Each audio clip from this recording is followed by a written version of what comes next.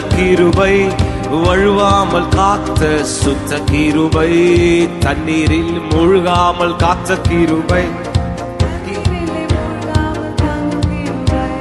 நல்ல கிருபை, நல்ல கிருபை, வழுவாமல் காத்த சுத்த கிருபை.